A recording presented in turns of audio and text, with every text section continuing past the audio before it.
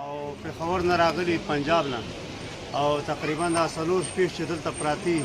باید چې موږ له اجازه راکړي چې موږ واوړو خپل وطن ته او خلک ډېر زنانه هم دي ماشومان هم دي ډېر خلک دلته ټول پراته دي د کوټو خوا دخوا ټول پراته دي باید چې موږ دپاره دا ګیټ خلاص شي څومره نفر یې؟ 11 او 3000 کسان به وي